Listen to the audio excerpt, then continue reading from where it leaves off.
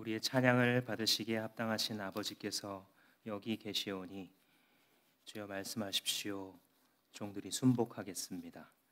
예수님 이름으로 기도합니다. 아멘.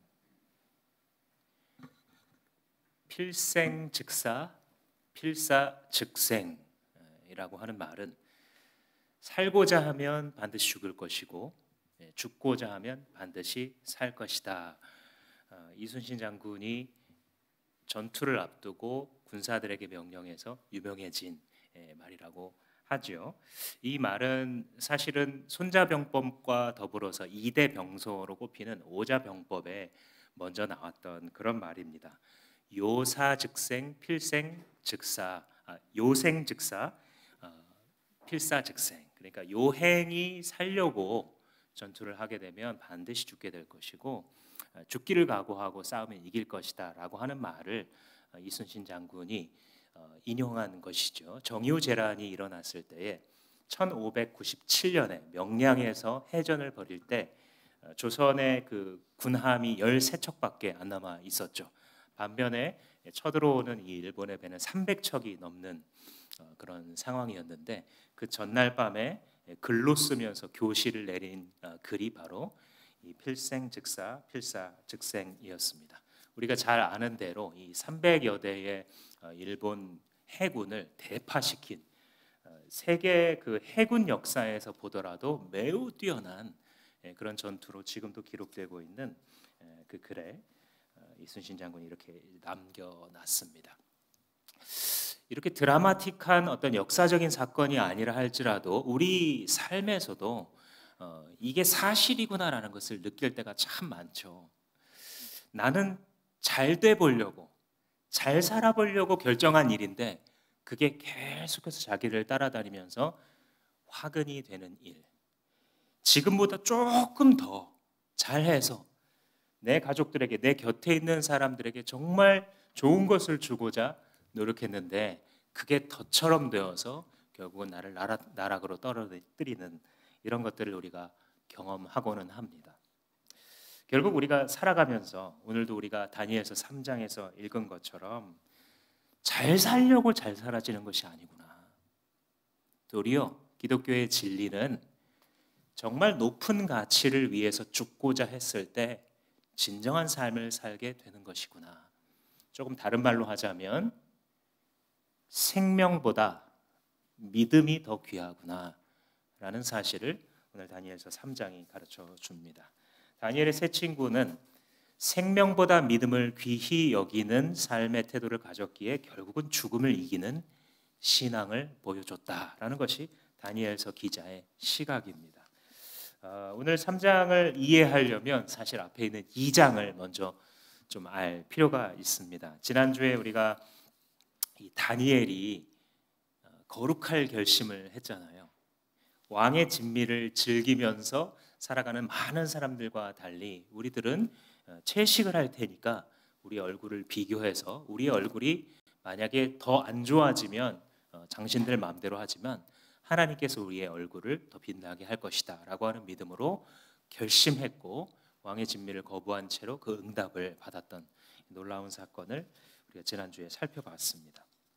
그리고 나서 이제 한 가지 사건이 2장을 시작하면서 펼쳐지는데 느부갓네살 왕이 어느 날 나오더니 엉뚱한 소리를 합니다. 내가 무슨 꿈을 꾸었는지 맞춰. 그리고 그 꿈이 무슨 뜻인지 해석해. 말도 안 되는 요구를 합니다. 이 조정 대신들이 수근수근 하는 소리가 들리는 것만 같습니다. 가만히 있자 더 크게 외칩니다. 이 온 나라에 있는 지혜자들과 점성술가들을 다 찾아가지고 내가 꾼 꿈이 무엇이었는지 말하고 그것을 해석하도록 하여라.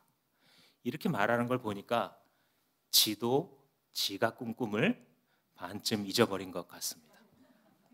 자기도 기억 못하는 꿈을 아무리 그 나라에 지혜로운 사람이라고 한들 어떻게 알 수가 있겠습니까? 너무나도 당연하게 아무도 그런 사람을 찾지 못하자 경노를 하면서 느부갓네살이 이런 명령을 내리죠. 내가 그동안 너희들 먹여주고 입혀주고 내 녹을 먹고 살더니 진짜 내가 답답하고 마음이 괴롭고 이게 도대체 뭐였지? 정말 해괴한 꿈이었는데 이 마음을 해결해 주지 못하는 너희들이라면 살려둘 필요가 없겠다. 여봐라, 이 바벨론 제국의 온 땅에 있는 지혜자들과 점성가들 다 잡아 죽이도록 해라 하고 명령을 내렸습니다. 무식한 명령이죠. 무식한 놈이 힘이 세면 잔인한 결과로 결론 지어지는 것입니다. 모두가 죽게 되었을 때 거기에 포함된 사람은 다니엘과 3명의 친구였죠. 3명도 지혜자로 분류되고 있었기 때문에 화가 비쳤다는 것을 깨닫고 결국은 이 다니엘이 친구들을 찾아와서 그렇게 말을 합니다.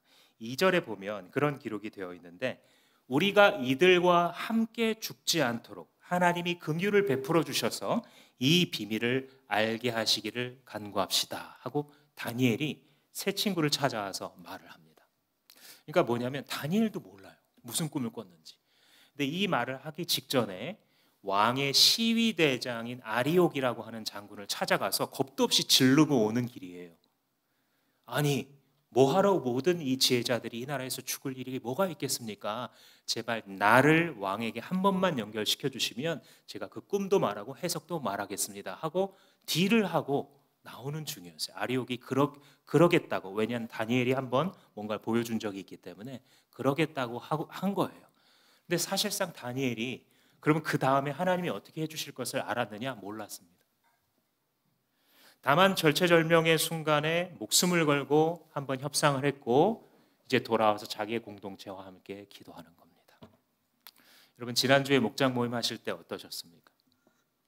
목장 모임이 늘 행복한 나눔만 있는 것은 아니죠. 처음에는 서로 잘 모르기 때문에 그냥 이제 멋있어 보이는, 내가 좀 거룩해 보이고 신앙 있어 보이는 어떤 그런 언어로 자꾸 포장을 해서 삶을 나누죠. 그러면 안 됩니다. 신앙이 성장 안 해요. 아주 적나라한 세상의 언어로 자기의 상황을 자꾸 나누십시오. 그래야 VIP들이 왔을 때에도 그 진솔함을 보게 됩니다. 하나님 앞에서도 그런 거예요. 그렇게 우리가 이제 이들과 함께 죽어야 될 이유가 뭐겠느냐 하고 기도해 달라고 하는데 하나님께서 그 기도에 응답하세요. 그래서 다니엘이 깨닫습니다. 왕을 만났습니다. 왕이시여, 당신께서 꾸신 꿈을 제가 지금부터 말씀드리겠습니다. 왕이 본 것은 하나의 거대한 신상이었는데 그 신상은 특이하게 머리는 순금으로 되어 있고 가슴과 팔은 은으로 되어 있으며 이 배와 허벅다리는 노쇠로 되어 있고 무릎 아래에는 강철로 되어 있고 발은 쇠와 흙이 섞여 있는 형태로 되어 있었죠. 이게 해괴한 이유가 뭐냐면요, 고고학 발굴을 아무리 해봐도 이렇게 재료를 막 여기저기 섞은 석상은 발견되지 않아요. 아예 돌로 깎아놓든지 아니면 쇠로 부어서 만들든지 아니면 뭐 황금으로 도금을 다 해놓든지 그냥 전체를 그렇게 하지 각각 다른 재료로 해서 신상을 세운다? 이게 없는 일이에요. 그러니까 현실에서 본 적이 없는 해괴한 신상을 당신이 봤지요? 이제 왕이 놀랐겠죠, 그 말을 듣고. 그런데 왕은 그 다음에 이것을 보셨을 겁니다. 어디서 나왔는지 모를 커다란 돌이 갑자기 공중에서 날아와서 그 거대한 신상을 쳤는데 그 신상이 무너져 내리는 정도가 아니라 먼지처럼 흔적도 없이 온 세상에 퍼지며 사라지는 것을 보셨을 것입니다. 이 말도 듣고 무릎을 쳤을 거예요.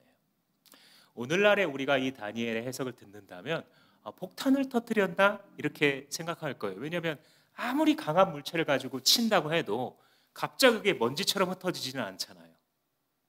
폭탄이 터지듯이 완전히 그 잔해도 흔적도 없이 사라질 것인데, 그런데 그 다음에 세 번째, 네 번째 더 강한 존재가 나타나서 그 두 번째, 세 번째 신상을 또 무너뜨릴 것입니다 라고 다니엘이 예언을 합니다. 그러면서 이제 해석을 해줘요. 왕이시여, 이 첫 번째 여러 가지로 섞여 있었던 그 큰 신상은 바로 당신의 제국 바벨론을 얘기합니다. 그리고 그 신상의 황금 머리는 느부갓네살, 바로 당신입니다. 하나님께서 나라들을 세우시기도 하시고 무너뜨리기도 하시니 그분 앞에 복종하십시오. 다니엘이 믿음으로 해석을 마무리 짓죠. 이 말을 들은 느부갓네살이 2장에 뭐라고 이렇게 되어 있었냐면 무릎을 꿇어요. 전 세계를 제패한 이 고대 왕국의 힘센 잔인하기로 유명한 이 느부갓네살 왕이 이 젊은이에 불과한 다니엘 앞에 무릎을 꿇고 그대들의 하나님은 참으로 모든 신 가운데 으뜸이 되는 신이요 과연 그대의 하나님은 모든 비밀을 알고 드러내시는 분이십니다 하면서 다니엘을 지극히 높은 지위에 딱 올려서 왕궁에 고정시킵니다. 그리고 다니엘과 함께 믿음의 기도를 했던 이 세 명의 새 친구들도 바벨론의 지방 행정관직을 맡을 수 있도록 꽤 고위직을 그들에게도 허락하는 그런 사건이 나옵니다. 거기까지가 2장의 기록이었는데 3장으로 넘어오게 되면 느부갓네살이 그 다음에 믿음의 길을 갈 것이라고 예상했지만 전혀 다릅니다. 여러분 그렇잖아요. 우리가 믿음으로 세상에서 살아가려고 조금 되게 어려웠지만 믿음으로 한번 질렀는데 어떤 기적이 나타나는 거예요. 그럼 그 다음에 야 하나님이 살아계시구나라는 것을 자기도 엉겁결에 간접적으로 고백했는데 그러면 이 사람이 그 다음에 주님을 믿고 나랑 사이도 좋아지고 일도 잘 동역해서 회사 안에서도 더 좋아지겠지 이렇게 예상하는 게 좀 자연스럽잖아요. 느부갓네살이 이 적용을 어떻게 했냐면요 금신상 27m짜리를 지어버립니다. 그리고 나서 지금부터 내가 풍악 소리를 울릴 때에 여기에 절하지 않는 사람은 불용광로에 쳐넣을 것이다 이런 명령을 내립니다. 정말 엉뚱해요. 핀트가 빗나갔어요. 자기가 분명히 자기 입으로 야 너희들이 믿는 여호와 하나님 같은 분은 없구나. 어떻게 세상 모두가 모르는데 너에게 이 비밀을 드러내셨느냐 하고 마치 자기도 그 하나님 앞에 겸손하고 엎드리는 모습을 보여주거든요. 근데 그 적용을 어디에 쓰냐면 그래? 나는 우리나라가 센 줄 알았는데 뜨인 돌이 날라와서 이걸 부술 수도 있어? 그러면 왕권을 더 강화해서 다른 족속들이 일어날 수 있는 씨를 말려버리자 이렇게 적용하는 거예요. 사람이라는 것은 정말 참 미련한 존재예요. 하나님이 그 삶에 이렇게 얼굴을 비추셨거든요. 그러면 그 논란 그대로 그 영광 앞에 압도된 그 길을 그냥 걸어가기만 해도 탄탄대로가 됩니다. 그렇게 안 하죠. 자기의 자존심과 이고를 지킬 수 있는 방식으로 심지어는 하나님이 주신 축복마저 자기의 금신상으로 바꾸어서 높게 세우고자 하시는 인생을 살아간다면 당신은 반드시 패망할 것입니다. 하나님의 영광이 비춰줬을 때에 그 영광에 맞는 길을 걸어가면 거기서 거룩하신 하나님을 만나게 되고 그분과 함께 영원히 다스리는 삶을 살아가게 되겠죠. 이렇게 이제 느부갓네살 왕이 명령을 내렸을 때에 벌써 이게 이제 불길한 거예요. 누구든지 내가 지금부터 온갖 종류의 현악기와 온갖 종류의 관악기를 해서 풍악을 울릴 때 모두 절하고 지방에 있는 관리들도 다 이 금신상을 향해서 절해라라고 이제 엄명을 내리고 이 국가에서는 이게 가장 최근의 소식이 되는 거예요. 제1명령 이렇게 부를 수 있을 것 같습니다. 자기의 제국을 강화하기 위한 수단이었겠죠. 그러니까 이 세 친구의 입장이 어떤 거냐면요. 믿음으로 살아가려고 노력할수록 벽에 부딪히는 느낌 이런 거예요. 분명히 앞에서 이 채식을 통해서 왕의 진미를 거부하고 이 세 친구가 하나님의 역사를 경험했잖아요. 그리고 다니엘에게 하나님께서 신비한 꿈을 해석하게 하셔서 관직에 올랐잖아요. 계속 앞으로 이렇게 살면 되겠구나 싶은 거죠. 그래서 은혜를 입고 나서 그 은혜를 입고 그 길로 계속 가려고 하는데 쾅 하고 시험이 그 삶에 던져지는 것입니다. 아니나 다를까 오늘 읽었던 8절 말씀 어떤 점성가들이 나와서 유다 사람들을 고발하였다. 왕이 명령 내린 거 거기서 그냥 그래 참 불길한 예감이지만 그래도 좀 지나가기를 바라는 우리가 거기 절할 수는 없고 하나님의 사람이니까 그냥 어떻게 잊혀지기를 바라는 이런 기대를 우리가 하는데 그걸 콕 집어서 원수가 나오는 거예요. 점성가들이 얘네들을 왕 앞에 얘네들이 금신상에 절하지 않았다라고 하는 고발을 하게 된 것입니다. 여러분 이 점성가들이 어떤 점성가일까요? 다니엘과 세 친구 때문에 목숨을 건진 사람들이에요. 그죠?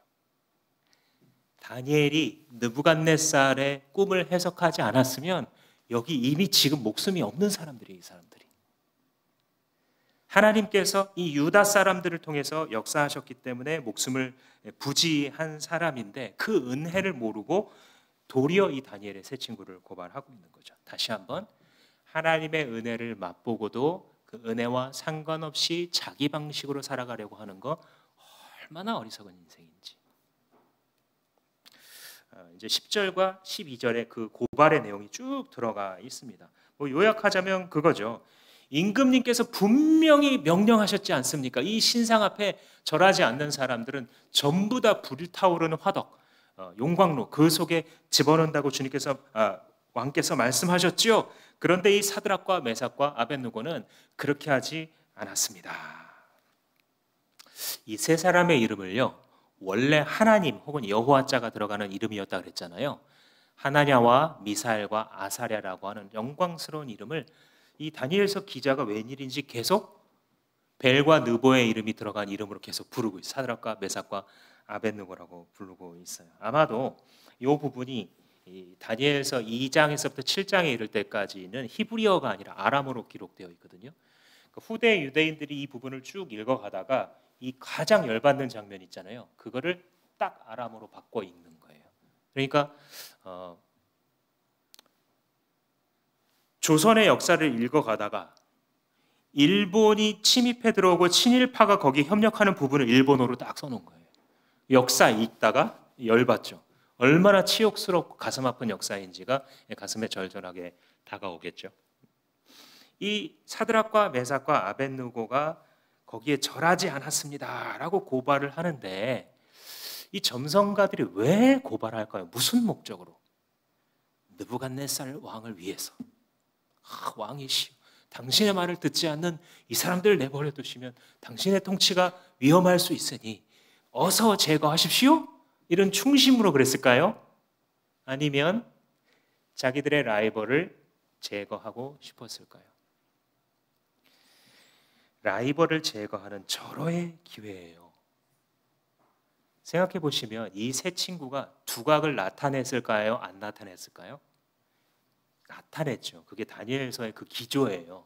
하나님이 그들과 함께 하셔서 그들이 심지어 노예로 끌려온 땅에서 발탁이 되고 관직에까지 올라가는 것은 하나님이 그들과 함께 하셨기 때문이다. 하나님께서 그들에게 지혜를 주셨기 때문이다거든요. 그러니까 이 사람들이 이제 행정관리로서 같이 왕의 명령을 수행할 때에 두각이 자꾸 드러나는 거예요. 여러분 그런 경험 해보셨어요? 분명히 이 아이디어를 이게 내 머리에서 나왔나 싶을 정도인데 그것 때문에 이 집단의 일이 막 풀려가는 거예요. 이상하다. 내가 이 정도로 종합적인 사고를 하는 사람은 아닌데 이렇게 한번 해보시죠 하고 말했는데 그대로 했더니 이 팀이 다 살아나는 거예요. 내가 들어갔는데 거기서 하나님의 역사가 계속은 아니겠지만 언뜻 나타나는 거예요. 그럼 사람들이 우리를 칭찬하는 사람들도 있겠지만 사실 세상의 현실이라는 게 그렇게 말랑말랑한 게 아니죠. 그걸 눈여겨보고 질투하고 노리는 사람들이 반드시 있습니다. 그것도 가장 가까이에서 있는 사람들이 그렇죠. 왜냐하면 이 세상을 살아가다 보면 만약에 한 회사라고 가정을 해보자면요, 시간이 지나갈수록 앉을 자리가 줄어들어요. 입사 동기는 여러 명이에요. 5년이 지나고 10년이 지나면 의자가 자꾸 줄어들어요. 나중엔 2자리, 3자리밖에 없대요. 중간에 다 떨어져야 돼요. 떨어져 나가면 그 다음에 뭘 보장해 주느냐? 절대 아무도 보장해 주지 않아요. 냉정하죠. 모두가 다 그걸 원하는 것은 아니지만 네가 올라가면 내가 못 올라가는 게 너무 당연한 거예요. 이 구조에서. 그때 어떻게 합니까? 기회만 있으면 찌르는 것이죠. 그래야 내가 올라갈 수 있으니까. 이 어디서 생각하는지 몰라도 이게 인간의 지혜가 아닌 것 같은 지혜를 자꾸 내놓으면서 왕의 총애를 자꾸 받는 이 세 사람이 얼마나 그들에게 눈에 가시였겠습니까? 12절에 이 약간 이 심정이 들어가 있어요. 12절에 임금님께서는 유다 사람인 사드락과 메삭과 아벳느고를 임명하여 지방 행정을 관리하도록 하셨지요. 그거 잘못된 겁니다. 왕은 왜 도대체 이들이 성골도 아니고 진골도 아닌데 노예에 불과한 그 피정복민들을 데려다가 이렇게 높은 데다가 올려놓으셨는데 어디 한번 보세요. 그게 잘한 일인지. 왕한테 그렇게까지는 말 못하겠지만 꼴 좋습니다. 이런 뉘앙스인 거예요.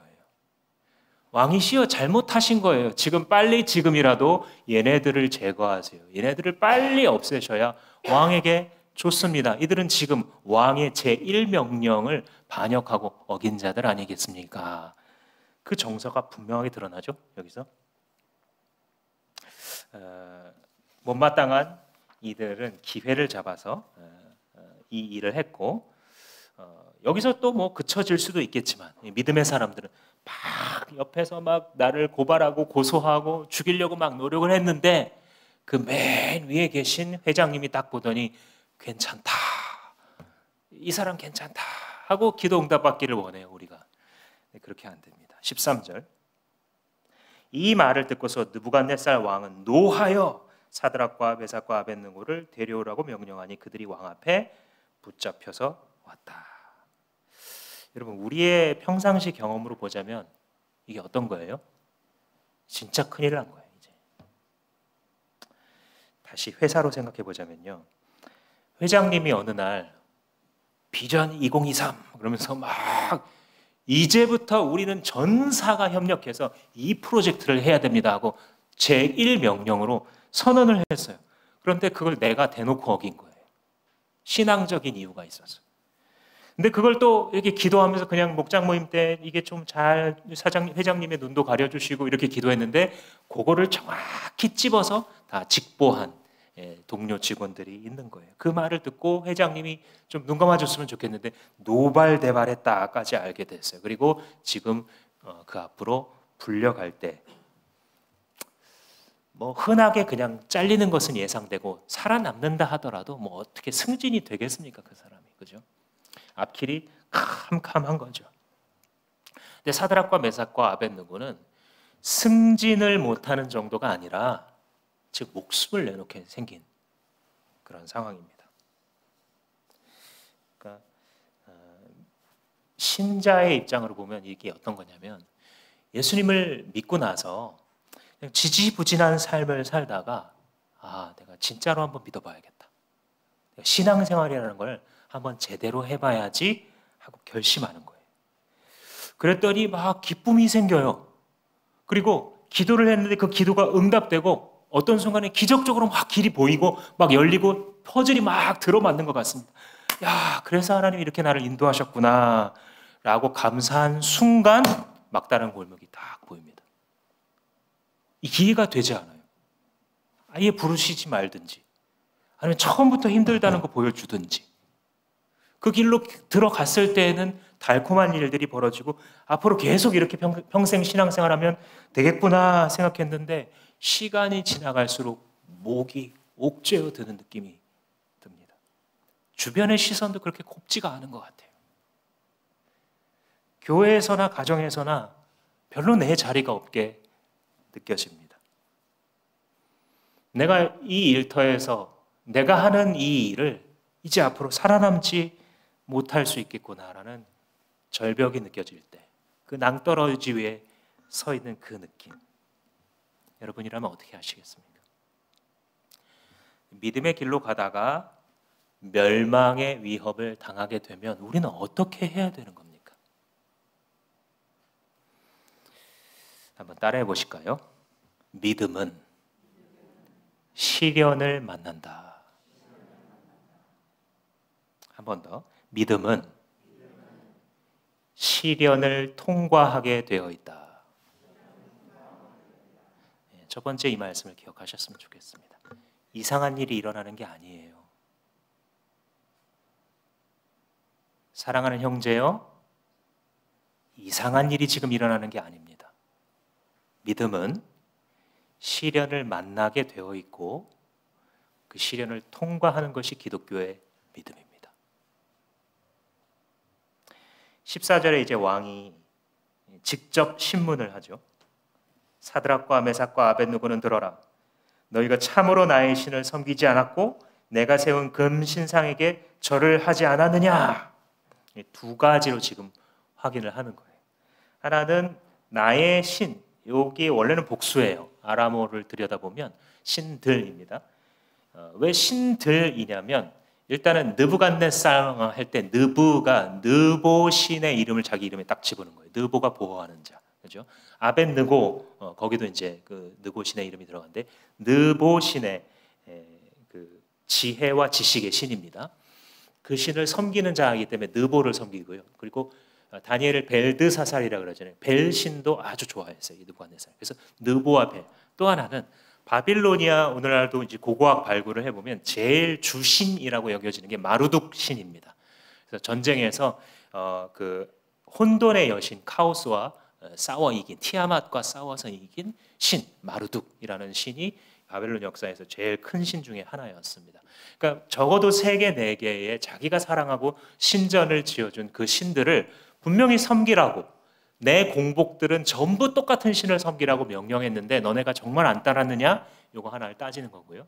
두 번째는 내가 최근에 내렸던 그 명령, 금신상 앞에 풍악이 울리거든 절하라는 명령, 그 앞에 복종하라는 명령을 너희가 따르지 않았느냐라고 물어봐요. 대답은 뭘까요? Yes. 그렇습니다.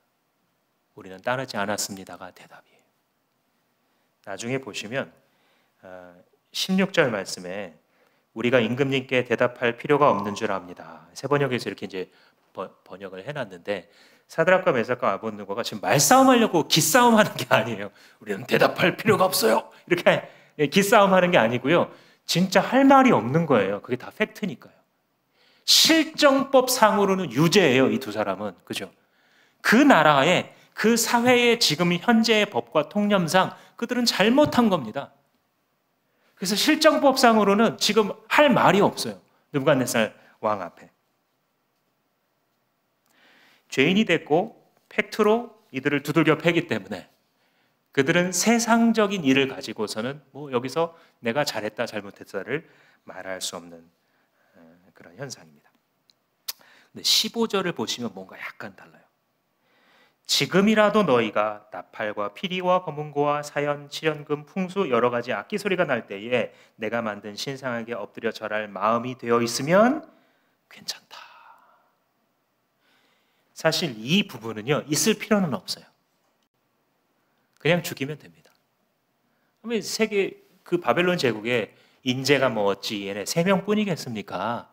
그냥 본보기로 처단하기도 좋아요. 그럼 나머지 더 자기에게 충성할 거잖아요. 근데 죽이지 않는 이유는 뭘까요? 왜 한 번 더 기회를 주려고 그럴까요? 평상시에 이들이 좋은 신하였다, 나쁜 신하였다? 좋은 신하죠. 비록 다른 신을 섬기고 있지만, 비록 하나님을 전혀 모르는 왕이지만, 비록 자기들이 조국을 무너뜨린 그 적국에 와서 녹을 먹으며 관직 생활을 할 수밖에 없었지만, 얼마나 많은 고민이 있었겠지만, 그러나 그 안에서 자기에게 주어진 일들을 최선을 다해서 책임지고 일했겠죠. 그리고 하나님의 지혜가 그들에게 나타났겠죠. 왕으로서는 아까운 겁니다. 지금 그게 표현된 거예요.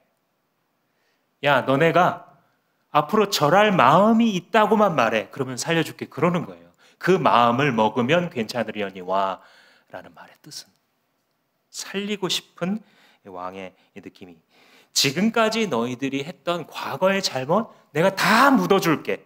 그러니까 내가 하라는 대로 요것만 해. 요것만 하면 내가 너 책임져 줄 거야. 야, 내가 너 사실 이뻐하는 거 알지 이놈아. 이런 심정입니다. 회유하는 것이죠. 회유. 그러면서 15절 끝에 이런 말을 합니다. 어느 신이 너희를 내 손에서 구해낼 수 있겠느냐. 자신감이 느껴지세요? 느부갓네살이 자기의 프라이드가 어떤 건지. 어느 신이. 이 말은요 지금 허풍이 아니에요. 사실은 그 느부갓네살의 전쟁사를 생각해 보면 느부갓네살이 수십 나라를 정복했잖아요. 근데 정복할 때 고대 전쟁은 항상 자기의 민족신을 데리고 가서 싸우는 거예요. 그럴 수밖에 없겠죠. 예를 들면 그모스 신을 섬기는 이 암몬 민족이 이 바벨론과 붙었다라고 해봅시다. 그러면 그모스 신에게 막 제사하고 축제하고 자해하고 난리를 피우겠죠.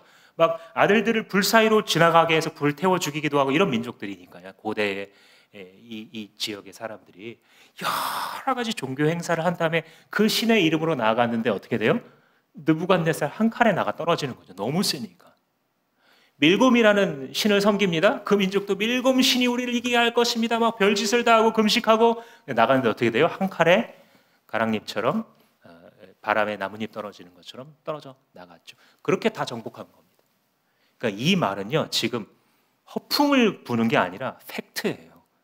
어느 신이, 지금 이 세계에서 어느 신이 내 손으로부터 그 민족을 구해준 적이 있느냐 그 말이에요. 여호와, 니네 나라도 내가 무너뜨리고 왔는데, 니네 신전에서 금 싹 벗겨가지고 내가 가져왔는데, 이 자신감과 프라이드가 여기서 느껴집니다. 근데 문제가 뭐냐면요, 이 말이 하나님을 공격했어요. 하나님은 여기서 뒤집어진 겁니다. 어느 신이 내 이 힘센 손을 이길 수 있겠느냐. 마치 하나님 앞에 까불다가 멸망한 이집트의 바로 왕의 데자뷰 같아요. 여호와가 누구냐 그러거든요. 애굽 바로 왕은 Who is Yahweh 이러다 멸망한 사람이에요. 느부갓네살은 어느 신이 날 이겨 이러다 멸망한 사람입니다. 하나님이 여기서부터 이제 일어나시는 거예요. 자기 이름을 위하여. 사람의 교만이라고 하는 것은 하나님을 불쾌하게 하고 그분의 영광을 공격합니다. 신자나 비신자나 자기의 이름과 자기의 지식과 자기의 경험을 가지고 하나님의 말씀을 튕겨내는 자, 그는 하나님 앞에 사실 두려워해야 되는 사람입니다. 16절에서 이 세 친구가 그 대답을 하죠. 왕이시여, 우리가 이 일에 대해 왕께 대답할 수가 없습니다. 팩트죠, 역시. 근데 이제 17절. 불 속에 던져져도 임금님 우리를 지키시는 우리 하나님이 우리를 활활 타는 화덕 속에서 구해주시고 임금님의 손에서도 구해주실 것입니다. 여기서 이제 승부를 보는 거죠. 맞습니다. 왕이 말씀하신 것처럼 그 두 가지를 어긴 게 사실이라 거기에 대해서는 우리가 왈가왈부할 말이 없습니다. 그런데 왕께서 지금 우리에게 위협하시는 대로 우리를 풀무불에, 이 용광로불에 우리를 던지신다고 해도 하나님 우리를 구원할 능력이 있으신 분이십니다. 사장님, 당신이 지금 나에게 어떤 것을 행하셔도 하나님께서는 나를 살릴 분이십니다. 그럴 능력이 있으신 분이십니다. 그 능력을 의심하지 않고 있어요. 그런데 동시에 이 17절의 신앙보다 한 사람의 신앙을 현실에 뿌리박은 진짜 믿음이 되게 만드는 것은 18절의 말씀이에요. 18절을 한번 같이 읽어보도록 하겠습니다. 시작. 비록 그렇게 되지 않더라도 우리는 임금님의 신들은 섬기지도 않고 임금님이 세우신 금신상에게 절을 하지도 않을 것입니다. 굽어 살펴 주십시오. 조이스 볼드윈이라고 하는 한 주석가가 여기에 대해서 이렇게 말을 했어요. 이 세 사람의 무슨 생각을 하고 있는 건지. 그들은 하나님의 구원의 능력을 의심조차 하지 않았다. 그러나 동시에 하나님께서 그렇게 해 주실 거라고 간주할 권리가 자신들에게 없음을 알았다. 이해가 되시죠? 하나님이 구원자라는, 충분히 풀무불에서 구원하실 능력이 있으신 구원자라는 것을 의심하지도 않았어요. 분명히 믿었습니다. 그러나 동시에 지금 우리의 삶의 구체적 사건 속에 우리가 바라고 기도한 대로 그렇게 응답해 주실 의무가 없음을, 그렇게 꼭 우리를 요 방식으로 살려주셔야 된다고 하나님께 요구할 권리가 자신들에게 없다는 사실을 너무 잘 알고 있었어요. 그래서 비록 그렇게 되지 않더라도 라고 말한 것입니다. 여러분들, 이 사실 속에서 그들은 받아들일 결심을 하고 있는 거예요. 물론 마음속으로는 어찌 이 마음속에 두려움이 없겠어요. 두려움이 사라진 것은 아닐 수 있어요. 여기 있을 수 있습니다. 그런데 하나님 앞에 지금 이들이 서 있는 거예요. 그래서 하나님이 우리를 구원하실 것이다. 그러면 너무나 감사하다. 그러나 비록 그렇게 하지 않으실지라도 그러면 여기서 우리의 목숨을 부지하려고 하는 선택을 하는 것이 아니라 여기서 죽는 것이 하나님의 뜻이라고 한다면 so be it. 그렇게 될지어다 라고 결심하는 거예요. 즉 자기들이 믿는 바 하나님을 여기서 포기하기보다는 하나님의 영광을 위하여 그분에 대한 나의 충심을 반역하지 않기 위하여 그 자리를 하나님께서 죽을 자리로 정하셨다면 그러면 여기서 내가 죽겠습니다 라고 결심한 거예요. 죽을 결심은 죽음을 이깁니다. 하나님의 손으로 우리를 죽이고자 하시는데 살려고 발버둥 치면 죽습니다. 하나님께서 자기들이 원하는 결과를 지금 보장한 게 아니에요. 이렇게 믿음으로 살게 되면 이 어려운 적군이 다 물러가고 네가 결국은 승리하게 될 거다. 몰라요, 어떻게 하실지. 정확히 알아요. 믿음이 있다고 해서 비현실적인 기대를 하지는 않아요. 그러나 하나님은 선하셔서 그가 원하시는 방식대로 당신의 영광을 반드시 세우실 것을 믿고 있어요. 우리가 살아도 하나님께 영광이요, 우리가 죽어도 하나님의 영광에 먹칠이 되지 않게 하소서. 믿음으로만 고백할 수 있는, 죽을지라도 하나님의 영광을, 하나님의 이름을 나의 삶 때문에 더럽히지 않기로 결정할 죽을 결심, 그것이 바로 우리들에게 저자가 하고 싶은 말이 아닐까요? 따라서 이들은 이미 이 자리에서 이런 결심을 하고 있을 때에 불길에 던져지기 전에 하나님께로 자신을 던진 겁니다. 그들은 불길도 두려웠겠지만 불길보다 하나님을 더 두려워했고 하나님을 더 신뢰했던 것이죠. 우리가 신앙생활을 한다는 것은 죽음으로써 살아나는 것을 경험하는 길입니다.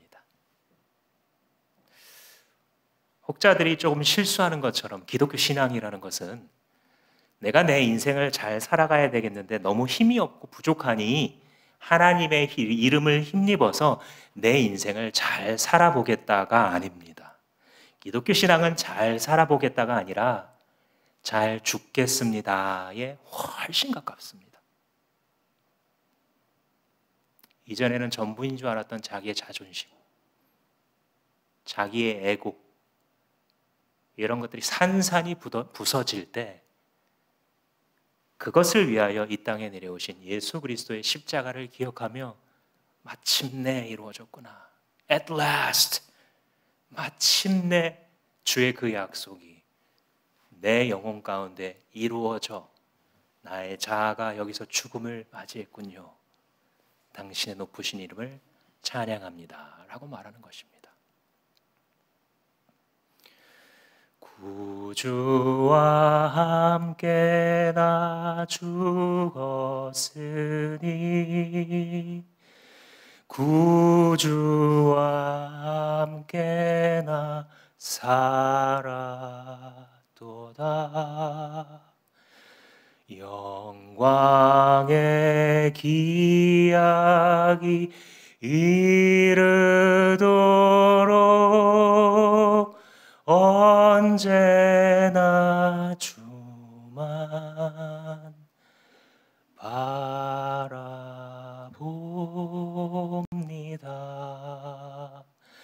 언제나 주는 날 사랑하사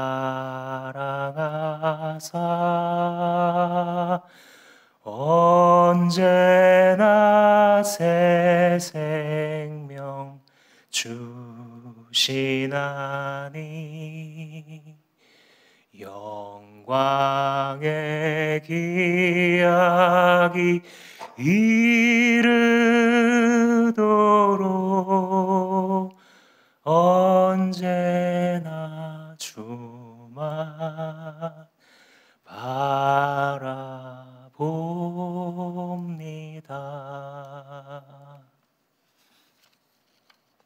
나의 자아가 죽을 때 그것이 주님의 영광이 됩니다. 자존심을 끊임없이 살아남게 하려고 발버둥치는 내 생각 속에서는 살아남으려고 하는 그 노력들이 바로 나를 바벨론의 지배 아래 두는 것입니다. 죽으려 해야 그리스도가 부르셨던 것처럼 누구든지 나를 따라오려면 자기를 부인하고, 즉 너가 살아있다는 사실, 이제 끝났다는 걸 인정하고 제 십자가를 지고 나를 따를 것이니라. 흔히 적용하는 것처럼 누구에게나 자기의 힘든 일이 십자가가 있어서 힘들어도 그걸 잘 지고 가야 한다, 그렇게 적용을 해도 틀렸다라고는 말 못합니다. 그렇게 적용할 수 있습니다. 그런데 본래의 뜻은 무엇이냐면 너는 죽었다 이 뜻입니다. 네 목표를 이루려고 했던 그 인생 이제 못 받겠느냐? 그게 예수 믿겠냐라는 거예요. 너의 비전. 나의 인생이 이렇게 되고 결혼해서 이런 가정을 이루고 이런 직장에 들어가 이런 일들이 벌어져서 그것을 가지고 주님의 일도 하고 선교도 하고 그래도 힘이 주어지면 선하게 살아보는 이 나만의 세계들, 나만의 비전, 나만의 목표, 나만의 세계관, 나만의 인생관, 나만의 가정관, 이거 다 쓰레기통에 집어넣고 나를 따를 수 있겠느냐? 예수께서 지금 여러분들에게 물어보시지 않을까요? 목사님, 어떻게 그렇게 할 수 있습니까? 어떻게 죽을 수 있습니까? 그런 설교 많이 들어봤고, 그래서 주님, 저도 저를 십자가에 못 박고 나를 부인하고 살게 해주십시오 기도도 많이 해봤는데 어떻게 하면 자아가 죽고 주님을 따를 수 있습니까? 내가 하는 게 아니에요, 그게. 내가 해도 안 돼요, 어차피. 열심히 할수록 미궁에 빠져요, 이게.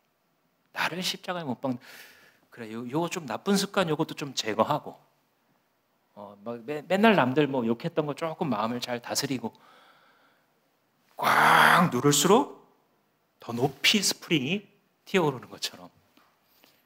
그 회개했다가 다시 돌아보면 나는 못난 존재구나. 그래서 그럴수록 주님의 은혜를 기대해야 된다는 건 알겠는데 그럴수록 신앙의 메가리가 없어지는 이유는 그게 원래 그렇게 죽어지지 않기 때문이에요.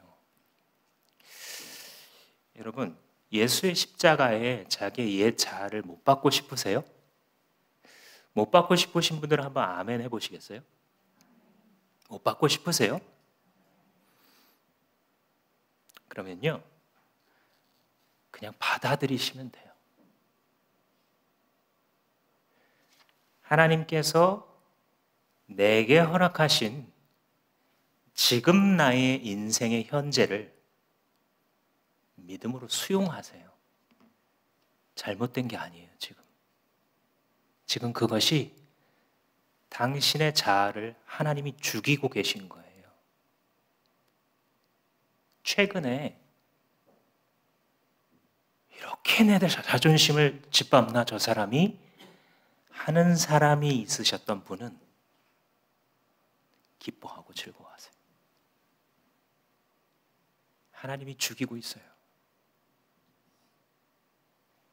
이 사건이야말로 정말 내 자존심을 저 땅바닥까지 내팽개치고 발로 짓이기고 침을 뱉는구나 싶은 사건을 만나신 분 있으세요? 주님의 이름을 외치고 감사의 예물을 드리세요. 지금 마침내 at last 마침내 당신의 영혼이 그토록 갈망했던 나의 옛 욕심이 주의 십자가에 못 박히는 중이에요. 벗어나려고 하지 마세요. 거기서 뭘 잘해보려고 하지 마시고 믿음으로 받아들이세요. 비록 그렇게 되지 않는다 할지라도 우리는 하나님 당신의 선하심을 믿기로 결정합니다. 수용하고 주님의 선하심을 완전하게 받아들이도록 결정하는 것, 그것이 바로 나를 십자가에 못 박는 유일한 방법입니다. 그리고 거기서부터 이제 하나님의 다스리심이 시작되는 거예요.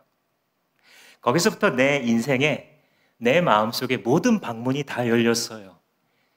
그제서야 내가 꽁꽁 닫고 열지 않았던 그 창고 방까지 예수가 들어가셨어요. 마침내 그분이 마음대로 하세요. 마침내 하늘의 기쁨이 무엇인지 그분이 깨닫게 하세요. 이 자리에서 죽어도 좋겠다라고 하는 마음, 하나님의 뜻이라고 한다면, 그게 하나님께 영광이 돌려지는 길이라고 한다면, 여기서 내가 살아나면 오 살려주셨네, 덤이네 덤 하면서 기쁘게 살고, 여기서 죽겠구나 싶으면 마침내 이 종의 수고를 여기서 거두시는군요. 주님 감사합니다 라고 기쁘게 죽어갈 수 있는 우리의 고귀한 신앙 선배들이 이미 걸어간 그 길로 드디어 at last 여러분도 발을 들여놓고 계신 것입니다. 야고보서 기자가 이르기를, 형제들아 너희가 여러 가지 시험을 당하거든 기쁘게 여기라. 이는 너희로 온전하고 구비하여 조금도 부족함이 없게 하려 함이라 말씀했죠. 온전하고 구비하여 조금도 부족함이 없다는 게 무슨 뜻이냐면요, 뭐 이런 스킬도 갖추고 저런 은사도 가지고 저런 달라 이렇게 해서 다 준비했다라는 뜻이 아니고요, 예수가 마침내 지배하셨다 그 뜻입니다. 그죠? 예수의 주재권이 진짜 발휘되기 시작한다는 거예요. 뭐를 통해서? 시련을 통해서, 시험을 통해서, 내가 그렇게 벗어나고 싶은 현재의 그 시련을 통해서 그리스도의 왕권이 드디어 내 마음속에 이루어지는군요. 내가 육신을 가지고 있어서 자꾸만 당하기도 하고 넘어지기도 하고 그게 좋아서 그 똥물을 먹고는 있었지만, 그럼에도 불구하고 내 마음속에서 원했었던, 이렇게 살면 안 되는데, 언젠가는 이렇게 살아야 되는데 했던 그 삶이 내가 벗어날 수 없는 그 잔악한 느부갓네살 같은 왕의 풀무불에서, 그 풀무불의 위협에서 시작된다라고 한다면, 그 불에 한 번쯤 던져지는 것도 해볼 만하지 않겠습니까? 한 번쯤 이런 시험을 온몸으로 당하는 것도 감사할 일 아니겠습니까? 사랑하는 형제, 자매 여러분, 당신이 이 말씀을 믿음으로 받아들이신다면 이제 당신의 삶에는 그의 권세가 나타날 겁니다. 이번 주에 큐티하신 분들이 이 이야기의 결론을 알고 있잖아요. 그죠? 결국 던져졌습니다, 불 속에. 그런데 이렇게 느부갓네살 왕이 봤더니 평소보다도 7배 뜨겁게 해가지고 그걸 붙잡아주던 병사가 다 죽었는데, 그 정도로 불이 컨트롤이 안 될 정도였는데, 이렇게 보니까 3명이 멀쩡하게 돌아다니는 그림자 같은 게 보이고 3명이 아니라 4명으로 보였다 그러잖아요. 하나님 보내신 사자가 그들을 이렇게 이끌고 다니는데, 이것은 예표예요. 지옥불에 던져져 멸망해야 마땅한 자들에게 그 앞에 서셔서 그들을 이끌고 그 불길에서 건져내실 예수 그리스도의 예표인 것입니다. 이 삶을 받아들이시겠습니까? 성령의 충만함은 당연한 거예요. 기도의 응답은 당연한 겁니다. 특별한 게 아니죠. 나타날 것입니다. 이 삶을 받아들이시고 하나님이 당신의 삶을 수술하고 조종하려고 하는 것을 더 이상 저항하지 마시고 그분께 내맡기시고 편안한 마음으로 주 예수 그리스도께 복종하여 따라가시는 사랑하는 여러분 되시기를 주님의 이름으로 축복합니다. 기도하시겠습니다. 사랑하는 아버지, 당신이 생명보다 귀하십니다.